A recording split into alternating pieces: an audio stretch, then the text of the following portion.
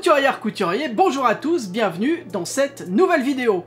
Vous le savez, quand je suis assis comme ça sur mon canapé avec l'ordinateur juste devant, c'est qu'on va parler de vos ateliers couture.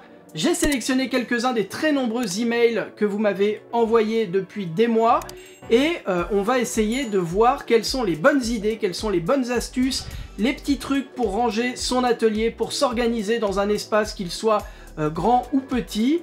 Bref, toutes vos bonnes idées pour coudre sereinement sont ici et c'est ce qu'on va voir maintenant. Et par ailleurs, si vous pensez que vous avez un atelier de couture qui vaut le coup d'œil, si vous avez une astuce de couture, une astuce pour vous organiser, n'hésitez pas à m'envoyer vos photos. Alors, photos de préférence avec la plus grande qualité que vous puissiez trouver, au format paysage, donc comme ça plutôt, parce que c'est plus simple ensuite à mettre dans une vidéo, à l'adresse qui s'affiche juste là. Je crois que c'est monatelier@papajojo.fr, je crois que c'est ça. Et puis voilà, on y va. Voici l'atelier d'Eric. Eric nous dit: voici une idée de fabrication d'une table de découpe réalisée avec un meuble à 8 cases de chez Ikea. Et en effet, c'est le meuble iconique de chez Ikea. On est très nombreux à avoir ce genre de meuble à la maison. Je pense que vous voyez exactement de quoi il s'agit. Sous lequel j'ai ajouté 4 roues avec frein de 9 cm de diamètre, plus une au centre pour éviter que le meuble se cintre. Alors attends, cintre pour moi c'est plutôt un terme de couture plutôt que de bricole. C'est quoi? C'est quand ça plie, c'est ça j'imagine? Donc en tout cas il y a 5 roulettes, une de chaque côté, une autre au centre, voilà. D'un côté j'y ai fixé une planche en laminé maintenue en haut avec une charnière à piano qui fait la longueur du meuble. Un cadre en tasseau fixé avec une charnière permet en l'ouvrant de se servir du pied pour le plateau. Le fait d'être ajouré permet également d'accéder aux cases de rangement par les deux côtés du meuble. Et j'imagine que c'est plus léger aussi.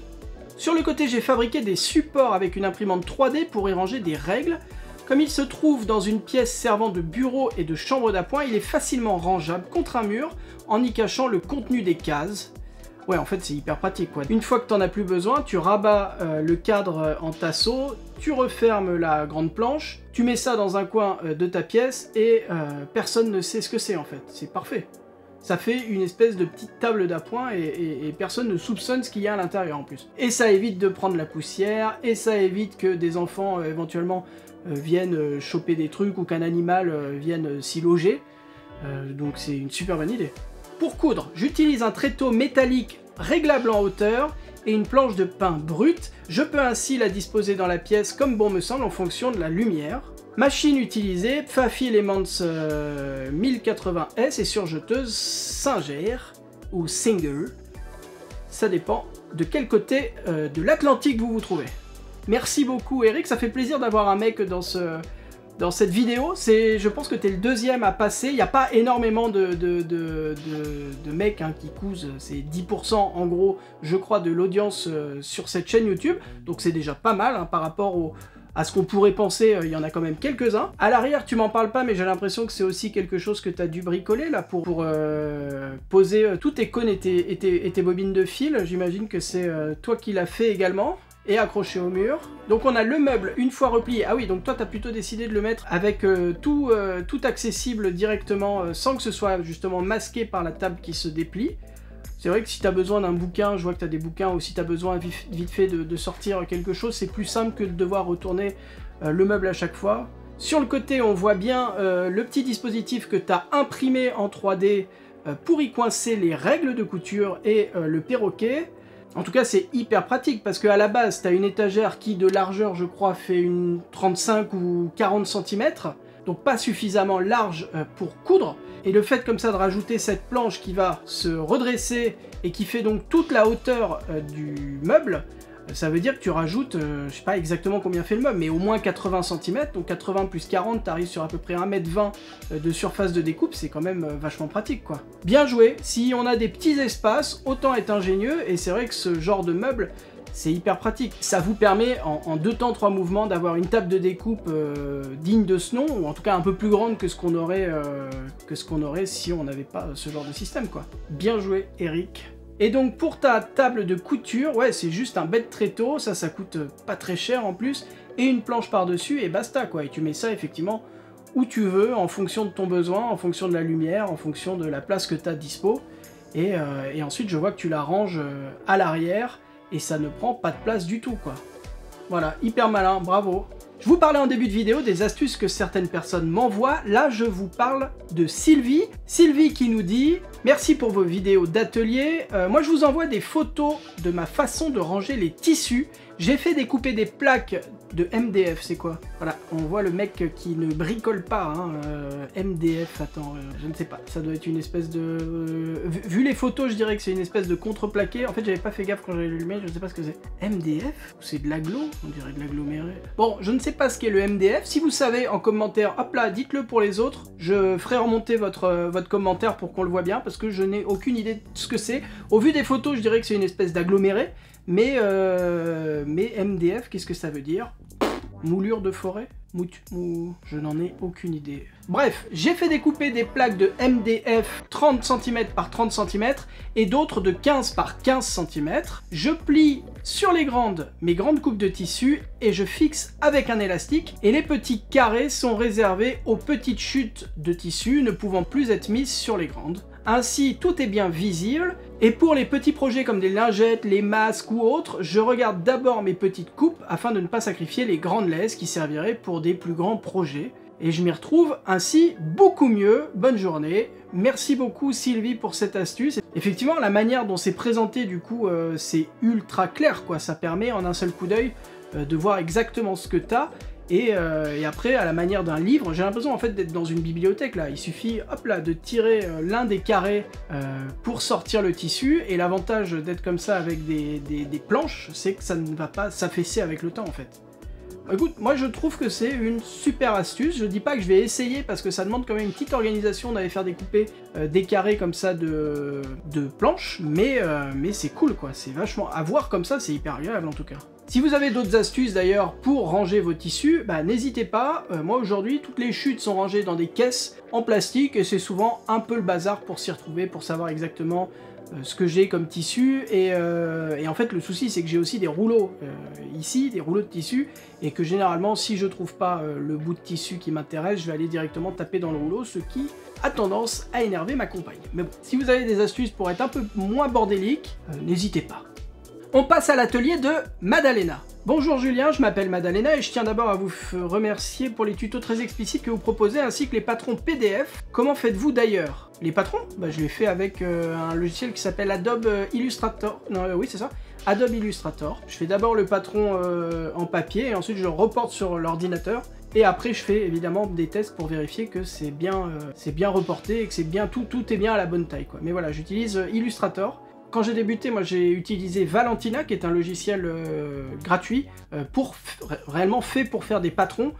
Simplement, j'ai trouvé qu'il était un peu limité. Dès que j'ai voulu faire en fait du multitaille, j'arrivais pas à positionner les pièces comme je voulais. Des fois, il y avait des bugs que j'arrivais pas à régler, donc j'ai préféré passer sur Illustrator, qui était fourni avec mon logiciel de montage. Donc voilà, ça m'a pas coûté d'argent vu que je paye déjà le logiciel de montage chez Adobe. J'ai commencé à coudre en décembre 2019, c'est tout récent. Et cela a été une véritable révélation. Très rapidement, j'ai installé mon espace couture dont vous trouverez ci-joint quelques photos. Ce qui est intéressant, c'est que tu t'es installé un peu où tu pouvais, j'ai l'impression. Donc il y a cette espèce de grand meuble, toujours Ikea, qui est juste devant. C'est deux tréteaux avec une planche par-dessus, une planche de bureau par-dessus sur laquelle tu vas pouvoir t'installer tranquillement pour découper, j'imagine, tes tissus. Au fond, on a donc cette étagère, à nouveau Ikea. Alors c'est la version grande taille de celle que nous a présentée Eric en début de vidéo, mais c'est toujours le même principe quoi. Hein. Sur le côté, je vois que bah là, voilà, pour le coup, tu as le meuble utilisé par Eric pour faire justement son bricolage. Toi, tu te sers du dessus du meuble comme d'une planche à repasser. Ok, je sais pas si ça marche bien parce que moi je vois sur la mienne, ma planche à repasser, il y a des trous en dessous en fait parce que dès que tu repasses et qu'il y a de la vapeur, le grillage sous la planche à repasser permet d'évacuer justement l'excédent de vapeur et l'humidité.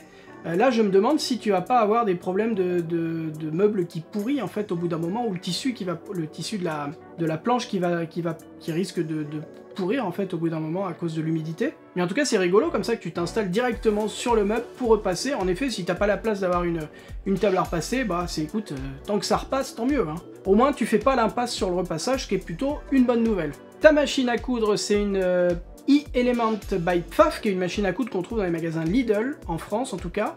Ça c'est la version électronique, la 1080S, la même machine en fait que Eric. J'ai l'impression que cette vidéo est sponsorisée par les magasins Lidl et par Ikea, mais ça n'est pas le cas. Et ce qui est rigolo, c'est que ça permet un peu de voir les tendances. Hein. Où est-ce que les gens se meublent? Chez Ikea. Où est-ce que les gens achètent leur machine à coudre? Ah bah, un petit peu chez Lidl. Et ce qui est rigolo, c'est que tu as installé donc cette machine à coudre très moderne, hein, c'est une machine à coudre électronique, sur un vieux meuble de machine à coudre à pédales. C'est plutôt rigolo d'adapter les époques, quoi, de réussir à faire cohabiter différentes époques. Et c'est vrai que ce meuble, qui est un meuble de machine à coudre, retrouve sa fonction initiale, même si, a priori, il n'a pas été fabriqué pour cette machine-là. Il y a ta petite chaise pour coudre tranquillement en étant bien installée. Je vois que tu as la lumière juste derrière pour éclairer suffisamment le plan de travail. À portée de main, on a toutes tes bobines de fil qui attendent sagement avec les canettes déjà enfilées. Parfait. Et donc sur la grande étagère au fond du bureau, tous tes coupons de tissu qui attendent sagement d'être utilisés. Je vois pas où t'as rangé tout le reste du matériel. Enfin, ah bah si, il y a le petit meuble ici. Tes paires de ciseaux, ton coupe-fil, tes petits crayons pour la découpe des tissus sont juste ici. Parfait. Et donc on a cette machine qui date, alors je ne sais pas, moi au niveau des datations de machines à coudre je suis assez nul, mais ça a l'air d'être une machine qui date des années 70. J'espère que je vais pas me faire taper en disant ça. Ça ressemble à des machines de cette époque-là en tout cas, qui est en attente. Je sais pas si tu l'utilises encore, ou si elle sert juste de décoration, mais en tout cas c'est cool de l'avoir gardée. Alors encore une fois, je ne sais pas où tu t'es installé, mais c'est agréable d'avoir un espace uniquement pour la couture. T'es pas obligé de ranger systématiquement une fois que tu as fini la couture. Là on voit que tu es à l'aise, quoi. L'espace n'est pas immense, mais au moins tu es chez toi. C'est ton espace pour la couture, voilà, tout va bien. Merci Madalena pour ton partage.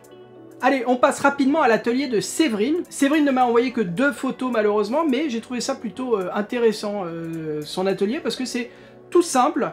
Et elle me dit juste « Bonjour, je vous joins des photos du travail de mon mari, cordialement ». Bon, alors j'imagine que ça a été bricolé par son mari. C'est assez rudimentaire, mais ça fonctionne et ça a l'air plutôt pratique. Il y a 2 espèces de meubles de chaque côté d'une grande planche de travail.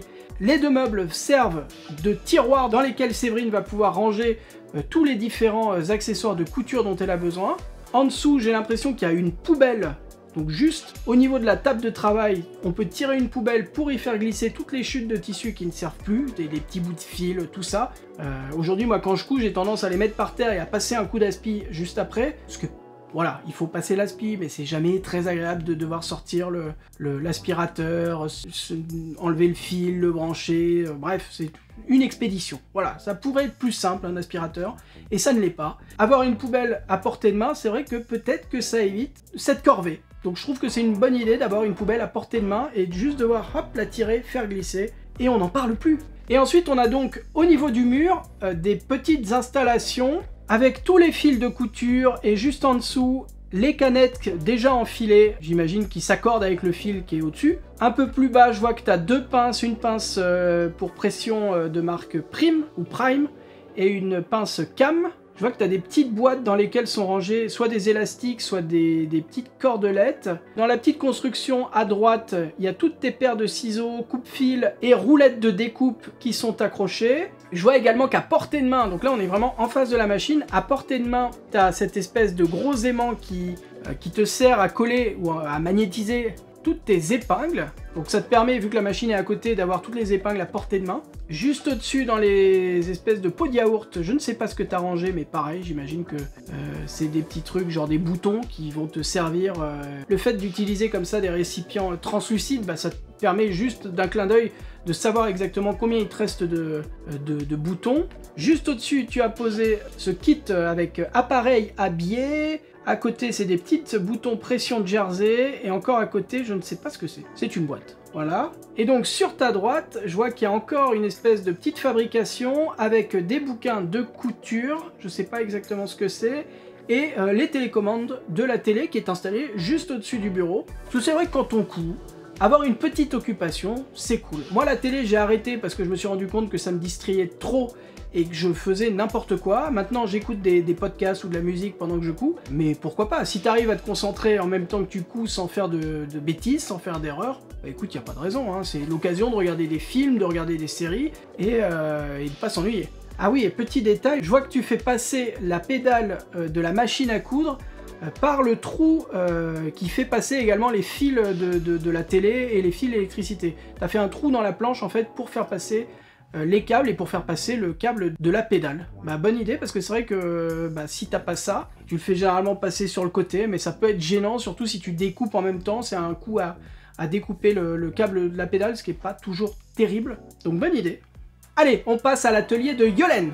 Alors Yolène nous dit « Bonjour, pour vous donner des idées, voici des photos de mon atelier couture et bricolage que j'ai installé dans ma chambre à coucher de 16 mètres carrés, tout en longueur, ce qui me permet d'avoir un côté dodo et l'autre côté bureau. Je vis seul, donc cela ne me dérange pas. » Oui, c'est vrai que vivre seul, ça a ses avantages, hein, on va pas se le cacher, et il ne faut pas que ma compagne voie cette vidéo du coup. Donc effectivement, Yolène a installé son espace couture dans un tout petit espace. J'ai l'impression vraiment que c'est minuscule, c'est rigolo d'ailleurs. C'est simplement donc un petit bureau avec par-dessus, on a des espèces de caisses qui servent d'espace de rangement, des petits pots pour les ciseaux, des petits pots pour tout ça. Je vois que tu as installé une rallonge à portée de main sous le bureau, donc ça te permet d'avoir les prises de courant à portée de main, t'as pas besoin de chercher la multiprise à chaque fois derrière un bureau, là elle est vraiment à disposition et t'as plus qu'à brancher tes machines. Sur la gauche du bureau, t'as, bon je sais pas si c'est Ikea encore, mais t'as cette espèce voilà, d'étagère dans laquelle tu vas mettre toutes tes chutes et coupons de tissu en attendant de les utiliser. Et au-dessus c'est rigolo, t'as installé donc ce cintre avec soit de l'élastique, soit de la ficelle. Là je vois qu'il y a ton mini fer à repasser. Ce qui est rigolo avec l'atelier de Yolène, c'est que c'est vraiment le mini atelier qui est quand même fixe. Tout est petit en fait. Je sais pas combien tu mesures Yolène, mais je pense pas que tu fasses 2 mètres. Parce que on dirait une maison de poupée un petit peu, avec au fond donc le mini fer à repasser, et qui dit mini fer à repasser dit également mini planche à repasser. Il y a une Jeannette juste derrière. T'as la petite lampe d'appoint qui te permet d'être correctement éclairé lorsque tu travailles. Au-dessus, dans des petits pots, t'as des mini fils à tricoter ou à crocheter. Je sais pas ce que tu fais exactement avec. Voilà, tout est mini. Les petits pots avec les boutons. Et donc tu m'envoies une dernière photo. Ça, j'imagine que c'est sous ton lit ou sous, en tout cas, à un autre endroit. Dans 3 caisses, tu stockes d'autres tissus et coupons de tissu. Et pareil, la manière dont tu les ranges, c'est cool parce que tu vois exactement ce que tu as et en quelle quantité, quoi. Voilà, merci Yolène pour ton partage. Ça peut peut-être aider certaines personnes parce que des fois le manque d'espace, je pense, stresse un petit peu. On ne sait pas exactement comment se poser. Je pense que ça doit être un peu la galère pour toi lorsque tu as besoin de découper des grandes pièces. Si tu fais des vêtements adultes, par exemple, ça doit pas être forcément évident parce que tu n'as pas un espace de découpe immense. Peut-être que tu t'installes sur une autre table chez toi ou par terre directement quand tu as vraiment des grandes pièces à faire. Mais en tout cas, on voit qu'un petit espace, ça peut suffire pour faire de la couture et se poser et être bien. Là, ton espace, il est vachement bien organisé et je pense que tu y es très bien, quoi. Donc, merci pour ça. Bon, on va s'arrêter là pour cette vidéo. J'espère qu'elle vous a plu. Si vous souhaitez partager vos astuces, vos espaces couture, eh bien n'hésitez pas, envoyez-moi des photos de bonne qualité, si possible au format paysage, c'est-à-dire comme ça, pas comme ça. Et voilà, l'adresse juste ici. J'attends vos emails. Si ce genre de vidéo vous plaît, n'hésitez pas à me le dire en laissant un petit commentaire, un pouce en l'air et en vous abonnant à la chaîne YouTube, c'est hyper important. C'est le gros rectangle rouge juste en dessous de moi où il y a marqué s'abonner. C'est tout simple, vous cliquez dessus, vous serez abonné, vous serez notifié quand il y aura des nouvelles vidéos qui sortent. Voilà. Moi je vous dis quoi? À la semaine prochaine pour une ou 2 nouvelles vidéos, je ne sais pas encore. D'ici là, prenez soin de vous, bonne couture, bye bye.